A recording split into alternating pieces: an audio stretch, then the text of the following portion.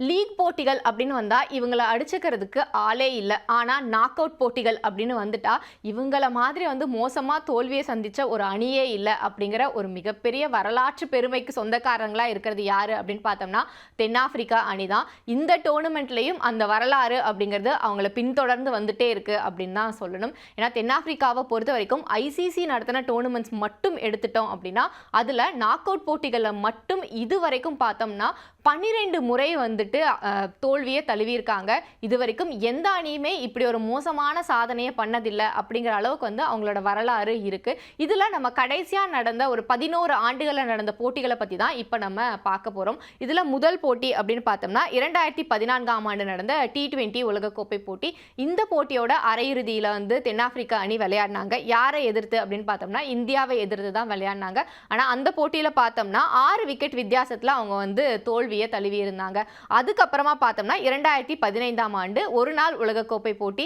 இதுலயுமே வந்துட்டு அந்த அணி அரையிறுதிக்கு வராங்க. ஆனா அரையிறுதியில பார்த்தோம்னா நியூசிலாந்து கிட்ட தோல்வியை தழுவுறாங்க. இந்த போட்டியில வந்து நியூசிலாந்து ஜெயிச்சாங்க அப்படிங்கிறத விட மழை தான் வந்து தென்னாப்பிரிக்காவோட வெற்றியை தட்டிட்டு போச்சு அப்படின்னு தான் சொல்லணும். ஏன்னா டக்வர்த் லூயிஸ் விதிப்படி தான் வந்து நியூசிலாந்து வெற்றி பெற்றதா அறிவிக்கப்பட்டது. அதுக்கு அடுத்ததா பார்த்தோம் அப்படின்னா 2023ஆம் ஆண்டு ஒரு நாள் உலகக்கோப்பை போட்டி. இதுல பார்த்தோம் அப்படின்னா ஆஸ்திரேலியாவை எதிர்த்து அரையிறுதியில தென்னாப்பிரிக்கா அணி பலப்பரீட்சை நடத்தினாங்க. அந்த போட்டியில ஆஸ்திரேலியா 3 விக்கெட் வித்தியாசத்துல வெற்றியை பதிவு பண்ணாங்க. அதுக்கு அடுத்ததா பார்த்தோம் அப்படின்னா 2024ஆம் ஆண்டு நடந்த T20 உலகக்கோப்பை போட்டி. இதுல இறுதி போட்டி வரைக்கும் தென்னாப்பிரிக்கா அணி முன்னேறி இருந்தாங்க. நம்ம எல்லாருக்குமே தெரியும் இறுதி போட்டியில வெறும் 7 ரன்கள் வித்தியாசத்துல தென்னாப்பிரிக்காவை வீழ்த்தி இந்திய அணி வந்து சாம்பியன் பட்டத்தை தட்டிட்டு போனாங்க.